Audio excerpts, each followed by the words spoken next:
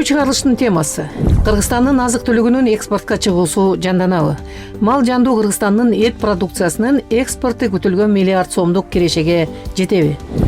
Кыргызстан мамлекетинин Евразия экономикалык биримдигине мүчө болуп киргенине үстүбүздөгү 2024 жылдын август айында 9 жыл толот. Кыргызстандын экономика министрлигинин баасында бул кадам ЕАПке интеграциялануу шарттарын түзүп, жеңилдиктерди же преференцияларды эмес, бизнес үчүн жаңы мүмкүнчүлүктөрдү жана чакырыктарды алып келгенине басым жасап маалымат бергенде. 2023 жылдын жыйынтыгы экспортко 73.905 баш ири мүйүздүү, 116.540 майда мүйүздүү мал, ага кошулма жылкы баласынын 5000ге жетпеген саны тирүүлөй чыкканы жөнүндөгү маалыматты Кабар агенттигинде ветеринария кызматынын орун басары Бакыт Шараповдун оозунан тарады. 2016 жылындагы маалыматка сараэсеп салсак, Евразия экономикалык биримдигине киргенибиздин пайдасы 180 миллион калкы бар рынокко жол ачылды деп белгилейт экономика министрлигинин сайтындагы 2016 жылы чыккан маалыматта. Бажылык, санитардык жана фитосанитардык контролдор алынып салынган айтылат. Өлкөбүздүн 28 аккредиттелген лабораториялары жана 6 сертификаттоо боюнча органдарыбыз ЕАПтин бирдиктүү реестрине киргизилип, алар биримдиктин бардык аймагында таанылуучу документтерди берүү укугуна ээ деген дагы маалымат аталган министрликтин сайтында жайгашкан. Бирок Кыргызстандын азык-түлүк продукциясынын сапаты өткөн жылдын башында Россиянын ветеринардык санитардык көзөмөл органынын назарына түшүп, өлкөнүн экспортерлорунун шайын бир топ оодарганын социалдык тармактарда дагы эле айтылып келинет.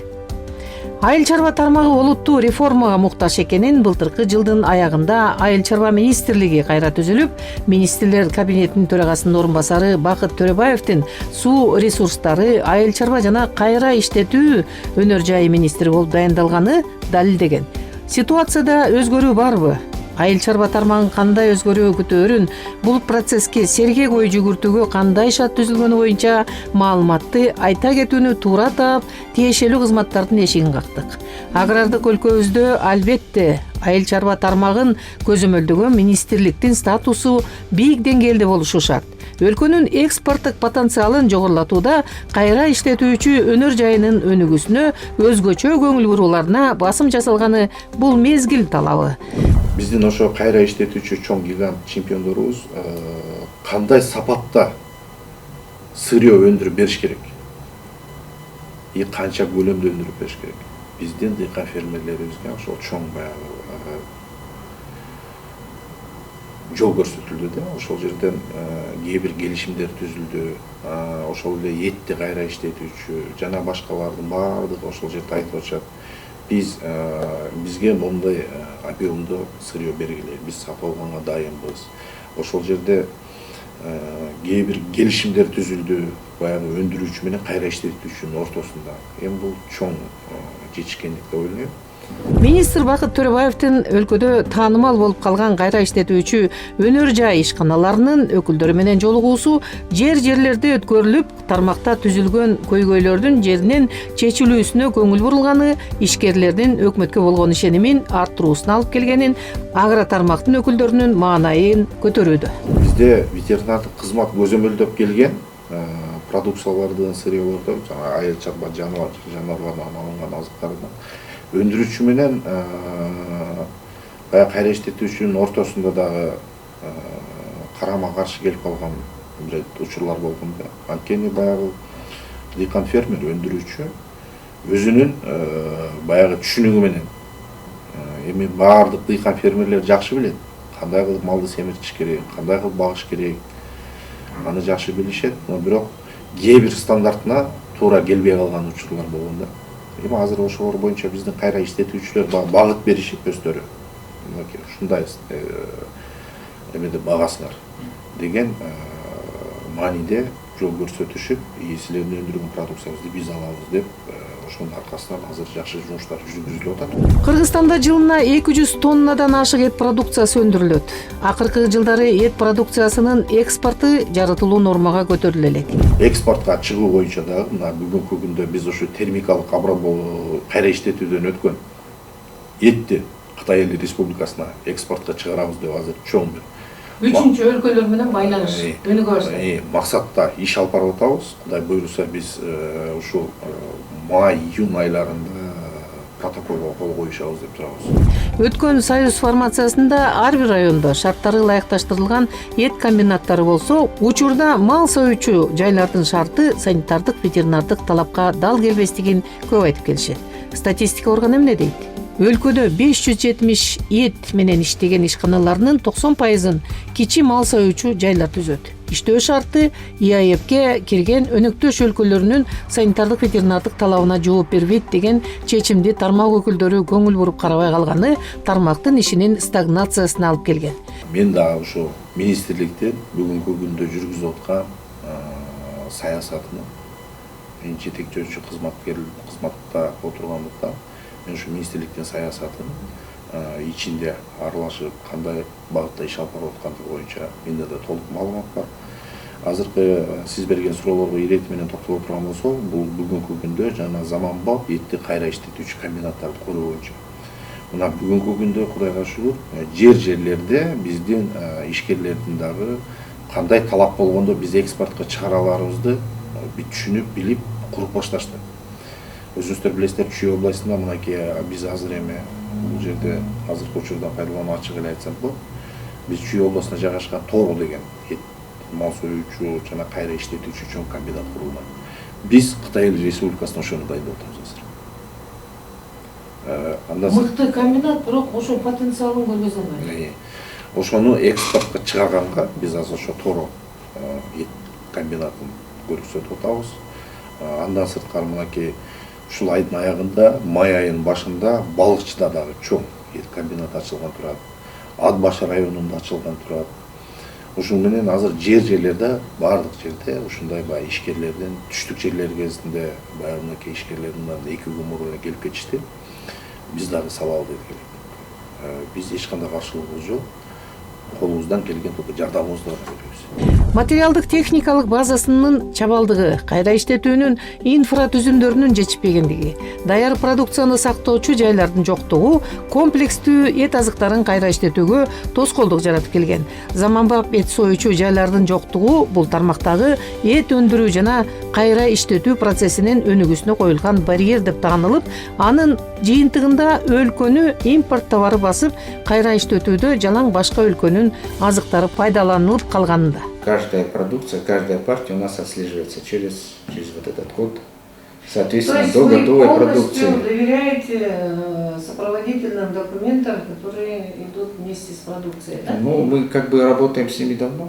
Мы поэтому как бы, есть люди, которые, соответственно, их тоже проверяют. Давайте обратим внимание на работу Росветнадзора, да? Которые не доверяют нашим сертификатам и проводят у себя лабораторные анализы прямо на границах, да, дополнительно, не принимая нашу продукцию. Было очень много таких случаев, когда тысячами тонн возвращали продукцию, именно пищевую продукцию.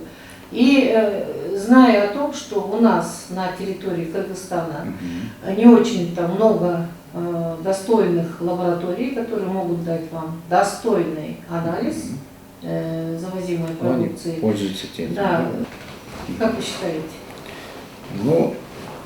Да, у нас своя лаборатория тоже как бы есть, да? Где вы проводите лабораторные анализы? Мы входим в состав таможенного союза, да? В этом случае как бы есть взаимодоверие должно быть в тех странах, которые входят в этот союз.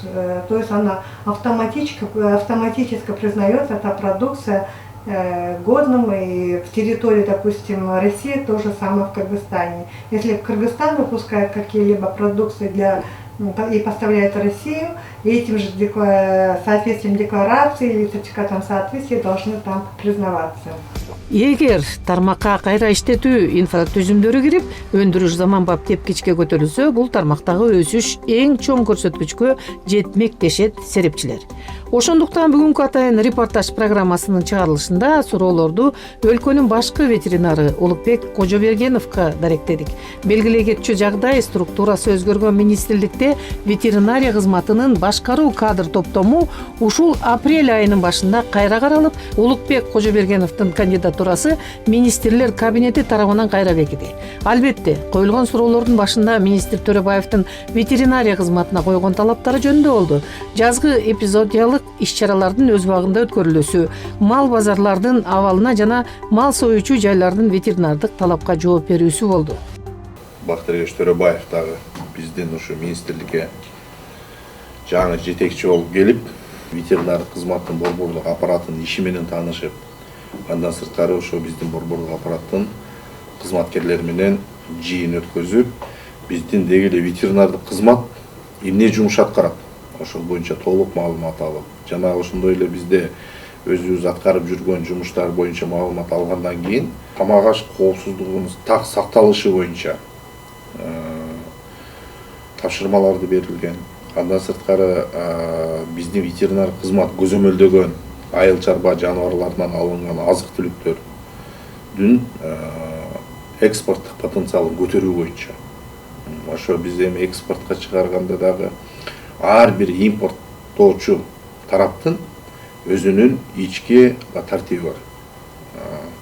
Ошол биз кайсы мамлекетке экспортко чыгып атсак, ошол импорттоп жаткан мамлекеттин талаптарын так сакталышын, жана биз ошондой эле экспортко чыгып атабыз деп эле сүйүнүп, баягы колубузга тийген нерсени сата бербей, өзүбүздүн баягы мындайча айтканда брендти, Кыргызстан деген брендти бузбай, ошол жакшы сапаттуу азык-түлүк продукциялар экспортко чыксын деген талап коюлган. Бул талап бүгүнкү күндө толугу менен аткарылып атат, тапшырмалар аткарылып атат. Биз өзүбүздүн планга коюлган жана эпизодияга каршы иш-чараларыбыз өзүнүн ирети менен, ыргагы менен жүрүп атат. Бул боюнча биздин мамлекет тарабынан, мамлекеттик бюджет тарабынан бөлүнгөн акча каражаты жана сатылып алынып аткан вакциналар бүгүнкү күндө жерлерине толук таркатылып берилип, биринчи этап, биринчи кварталдын жыйынтыгын биз ошо эпизодияга каршы иш-чараларды 116% менен аткарып, биринчи кварталды жыйынтыктадык. Биздин айыл чарба өндүрүшүндө сан эмес сапатка көңүл бурулушунун керектиги айтылып келет. Айыл чарба жерлеринин түшүмдүүлүгүнүн төмөндүгү айдап себүү аянттарынын кеңейиши менен жабылса, ошондой эле асыл тукумдуу малдын ордуна саны көп, сапаты жок мал чарбасы өнүгүп келет. Кайра иштетүүчү ишканалардын сапаты жогорулабаса, Россельхознадзор кыргыз продукциясын чыгарбайт өз рыногуна. Жылдын башында сиздердин иштөө шартыңарга мораторий киргизилгени кедергисин тийгизип атабы? Бул боюнча мораторийге киргизүү боюнча өзгөртүү киргизилген. Ошо тамак аш коопсуздугун сактоо тармагында деп. Азыр биз экономика жана комиссия министрлиги менен макулдашууну дайындап атабыз. Биздин ветеринардык инспекторлор тамак аш коопсуздугун так сактоодо өздөрүнүн ишин эч кандай мораторий болбойт. Ишин улантат. Ага өзгөртүү киргизилген. Дыйкан фермерлердин үмүтүн жандырган саамалыктардын бири деп жакында Бишкекте өткөн суу ресурстары, айыл чарба жана кайра иштетүү өнөр жай министрлиги тарабынан эл аралык айыл чарбасын өнүктүрүү фондунун колдоосу менен Агродиалог республикалык агро өнөр жай форумунун иши болду. Биз эми ушу айыл чарбасы артта калып калды да. Биз жардам берилмиш болобуз. Фермерлер жардам алынмыш болот дагы убарада. Багы каргалардын арасында шумкар карып дегендей, качырлардын арасында тулпар карып деп эле биз убаранын эле үстүндөбүз да. Кыргызстан учурда дүйнөлүк экономиканын талабына жараша катуу өзгөрүүлөргө даярдыгы камтылып, ишин талапка ылайыкташтырганы өз натыйжасын берет деген ишенимде программабыздын соңуна чыктык. Кийинки жумада көрүшкөнчө.